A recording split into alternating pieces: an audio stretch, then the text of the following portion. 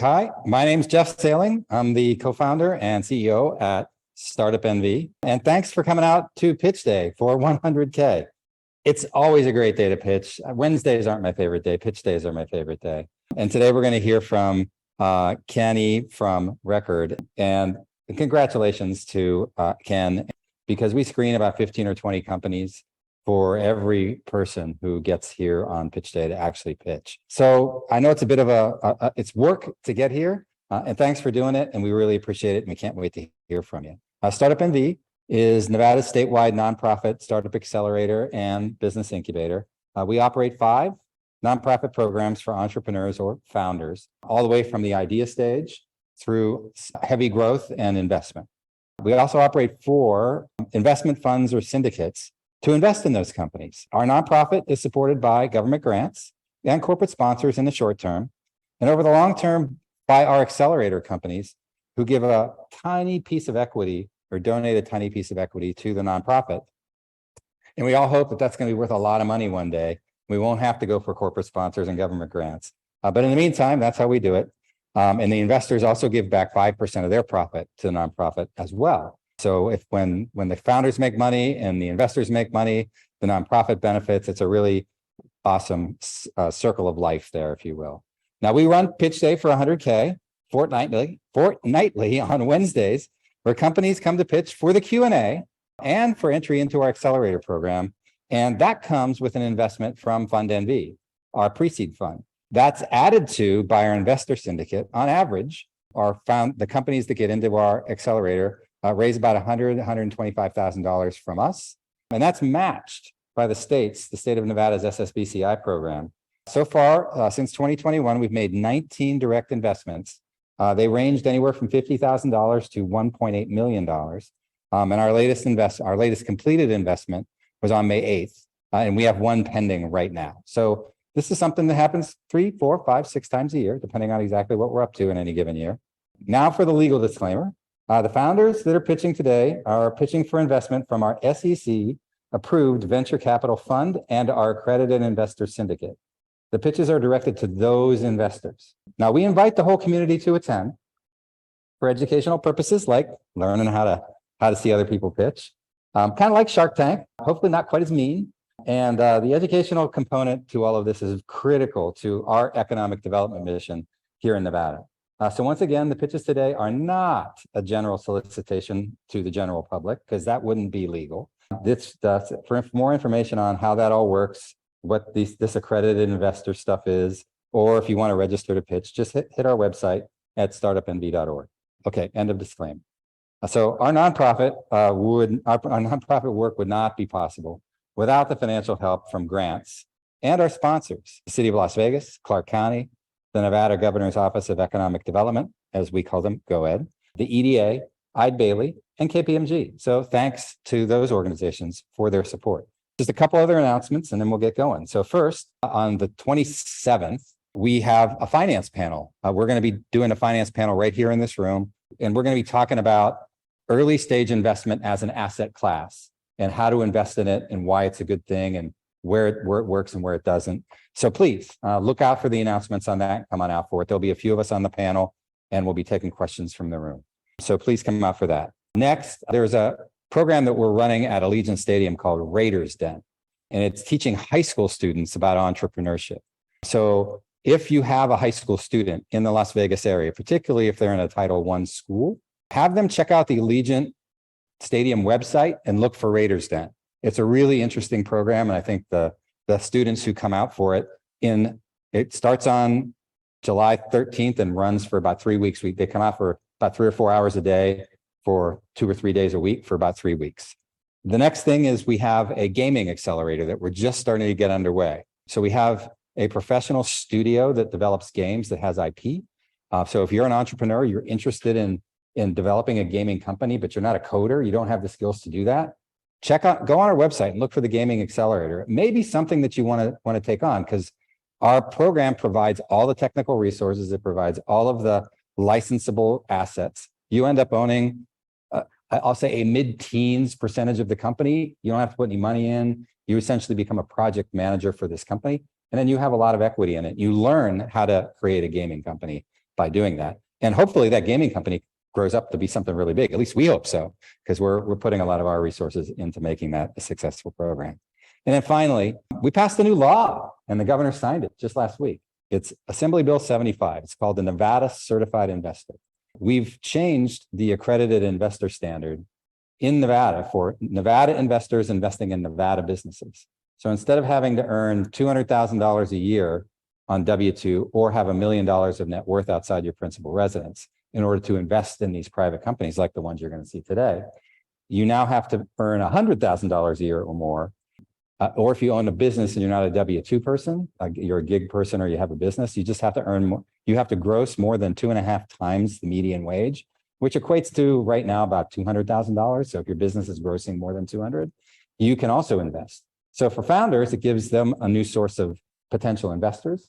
And for investors who are sort of everyday people, you can now invest in these companies if you want.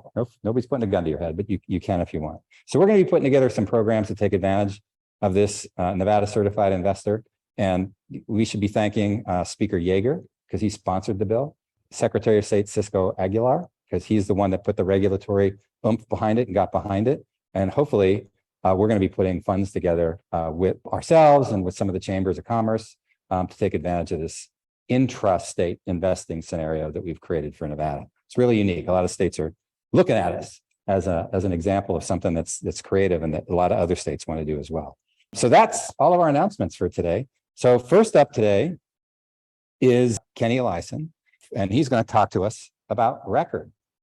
All right, I guess here I am. This is Kenny. I am so sad that I'm not there in person. I am a Vegas kid. I have been to so many pitch days in person. I'm one of the few that sit in that room and watch pitches. And the day that this happened to fall is the day that I end up in Houston at a conference slinging records. So it's actually a good excuse, but I'm sad to not be there with you guys. So excited to tell you about Record though. It's quite the cool opportunity. I wish I could take the credit for coming up with this genius idea, but I went through 9 months of validation on product hunting or problem hunting, where I interviewed almost 50 attorneys, trying to figure out what it is that they needed help with most. And it wasn't until almost the 50th meeting that I landed on, and 7 pivots, that I was talking with an attorney friend who said, you know what, let me tell you about my favorite client. And he listed out this thing of action that this client did. And in my head, I was thinking, well, I could do that with technology. And then I, for whatever reason, asked him the question, well, can you tell me about your least favorite client, your worst client, have you? And he started rattling off all these things that the worst clients do. Oh, they don't go to their appointments. They don't do this. They don't do that. They call too much. They do all these things that make the case really hard and arduous. I'm like, well, I think I could use technology to fix some of those problems. So then I went back to some of the other 49 attorneys that I'd interviewed and asked them the same 2 questions. Tell me about your best client. Tell me about your worst client. And over again, the patterns were the same. And so I started realizing there's a real opportunity to help clients in the personal injury space. So just a little bit background on my story before I get into the problem a little bit more detailed. I worked for a personal injury firm for almost 10 years. Then I went to law school in San Diego at California Western School of Law, and I failed out after the first year. So that's fun. And after I failed out, I came back to Las Vegas, and that's a whole other story I can tell later, and started a development company, a marketing and development company. So I became a programmer. I was self-taught. So I'm a technical co-founder, and ran an agency, built hundreds of websites, did all kinds of stuff for a decade. And then full circle, ended up getting contacted by my former boss at that time, Dean Tingy, who wanted to do some tech stuff, called me up, so here we are. We created Record. So starting on this first slide right here, I know I've talked a lot and I haven't even changed the slide once. This is a great opportunity for helping the personal injury space out in a way that's not being done at all right now. We're making every client a great client. We launched the app only 3 weeks ago, May 22nd. So we're not even a month old, and we've already signed up our first 3 clients, Tingy Law Firm obviously being one of them. And these other 2 are some of the bigger firms here in Las Vegas. And we're in discussions with about 6 more firms out of Las Vegas right now. And I've today met about 20 new people that I've got to follow up with after I get home next week. So we're excited. Things are moving pretty quick. Just to kind of explain the problem a little bit more in depth, this is the current process that most firms go through when it comes to getting data from clients. You can see that it's a mess. You don't have to worry about the fine details of all the things happening here. But basically, clients have information that have to go through processes that jump and hurdle. And as each one of those things, it's the game of telephone, right? Every time you tell somebody something, a little bit of information falls out. And in this sense, that information could mean actual money, dollars in the settlement at the end of the case. And so we want to try to eliminate all of those jumps as much as possible. And we do that with our app called Record. So Record is an app that sits in the client's pocket. They can pull it out whenever they want. It tracks things like their treatment, their appointments, their pain, their property damage, their wage loss, all of that stuff gets put right into the app, and that app then feeds directly into their case management software. That is where the attorney lives. The great part about this, one of the things I learned by doing all my interviews, is that attorneys don't like change. And so this app doesn't require any change from the attorneys. This is all for the client. The client does better, and it just shows up where the attorney's already working. They don't have to think about record after giving it to the client for the first time. And they're on the other end of it, receiving that information and making good arguments and coming up with logical reasoning behind the claims that they're making. Just to tell you a little bit about the personal injury industry, it's a lucrative one. In case you haven't driven around Las Vegas lately, there's a couple billboards up with a bunch of personal injury attorneys, all advertising all over town. And across the nation, they make a lot of money. So settlement dollars in total were 58.6 billion as of March 2023 for the previous 12 months. And that breaks down, as you can see here. Clients get about a third, medical providers get about a third, attorneys end up with about a third, and you can tell that's the 33% model. And they do typically stick around that.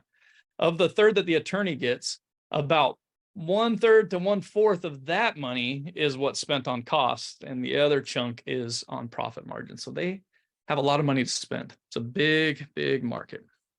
When it comes to our TAM, SAM, SUM, we have an interesting space because every personal injury firm in the nation, they all operate on slightly different laws, but because we're working with the clients, the laws, the specific laws of each states that change just a little bit don't have such an impact on us. So we can actually go nationwide right out the gate. That's why we're in Houston. We expect an average ARPA, or average revenue per account, to be $20,000 per year. And there are 53,000 personal injury law firms in the United States. Our app is usable in Canada, and this does not touch Canada, but we're focused on primarily the US for the indefinite future. We did some research and found that 59% of law firms on average use technology in their firm, which is crazy. You'd think it'd be higher. You'd think it'd be closer to 100, but only 59%. So that eliminates a bunch of people right out the gate, which takes our SAM down to 625 million. And then our SUM is based on actual estimations that we did on onboarding. And we think we can average about an 8% growth rate month over month. It's a little aggressive. Some months will actually be more, especially in the beginning months. Like right now, we're in this crazy firestorm of clients trying to sign up right now. And we expect over the 5-year span, it'll average out to about 8% per month. So this is the software ecosystem for personal injury. So there are, just so you know where we fit in the whole broad scheme of things, there are case management softwares, and they're the big ones. They've received hundreds of millions of dollars of investment. They are killing it. Some of them are amazing. Some of them are okay. I am friends with almost all of these now. When I've done demos, I've seen them at conferences. I attended a bunch of conferences last year. I have friends at Filevine, CasePeer. Our booth is next door to the Litify guys right now. Clio, I mean, all those guys. Those are integrators that we are going to integrate our software with. We'll push data into those softwares. There's 2 other companies right now that are really focused on the client experience, except for they do it a little bit differently, a lot of it differently than we do. They're focused on attorney to client driven messaging. So attorney has something to tell the client, or something happens in the case that they need to notify the client about. They click a button in case status or milestones here, and it shoots a message to the client that says, hey, your case changed and now you're in the treatment phase, or now you're in the demand phase. They're very focused on that, as well as review management. So they are big proponents of gathering data regarding the client satisfaction and then getting them to leave reviews online. We're the only client-centered app that focuses on client data aggregation, which we can get into a whole reason why that's amazing for AI and all that too, which I'll save for another discussion. But we are as close to the data as possible, being in the client's pocket. No case exists without the clients. Clients are everything. So we educate and inform the clients to make them the best clients possible, making every case worth more money, reducing burden on law firms. I mean, it's win-win-win. So how are we different? Here's a little bit of a breakdown. We do all the messaging component is just a no-brainer, but then we have all these other features built into the app. It's super user-friendly. It's designed really well. We had some excellent designers help us out to make it very user-friendly, and the feedback has been across the board thumbs up from all the users that are using it right now. So we've had a really good response. We're a subscription revenue model, so we are charging $1,200 per month for up to 100 clients per firm. This pricing model has a glass ceiling right now of the price people pay for case management. Now, case management runs the entire law firm, right? Which makes it especially in the attorney's mind, seem very, very important, which it is for a lot of reasons. We are just a subset to it. We are an integration to case management. So we have this glass ceiling as far as the value perception goes. We can't cost more than the case management does. But our plan is to show that our software over time actually does more to increase the value of every case, and these prices will go up accordingly. In none of my projections have I included that rise in price, but if we stick with this all the way to the end, we have all the models fleshed out already. But if we can pull it off, which I'm fairly confident we can, proving that our data increases the value of every case, this will no longer have the glass ceiling and we'll be able to charge more. Go to market, man. So we're living it right now. We're doing conferences. Personal injury is an interesting industry. Attorneys do not like change. They do not like to be sold to. They are super trust-driven people, and they don't like to take cold calls. But there is one time, especially, that they are open to receiving sales pitches, and that is at conferences. They get in the mode. They know they're going to see vendors. They know that the vendors are important, so they open up and listen to the pitches. And so and the crazy part is there's so many conferences for personal injury. Every state has a state bar and a trial lawyers association, and each one of those have at least one summit per year. So there's 100 conferences. There's about 20 more conferences that are just nationwide conferences. The one I'm at is called Lanier Trial Academy. That's a nationwide one that a lot of people come to. And then there's a bunch more. Run through the rest of these. I mean, we've got explanations on all of them: lead gen, self-hosted events, sponsorships, all those. So we got a big go-to-market strategy there. We're a great team. So I'm the tech co-founder. Dean has been an attorney for 30 years. He brings all his experience. Garrett is a designer and coder. He does a great job helping us out, making sure we look and run perfectly. And Peter does all of that nerdy back-end stuff that nobody likes to do, but it is ever so important. Our ask right now is we're trying to raise $500,000 to scale up our sales effort and attend more conferences than we already are. It'll be on a 10 million pre-money. We plan on using a lot of that to build out a lot of the app functions that we have in mind as far as integrations go. And then we have a sales expansion that is going to take a lot of that too. So that's me. Call me, text me, email me, whatever you need, whenever you want, and I'm here.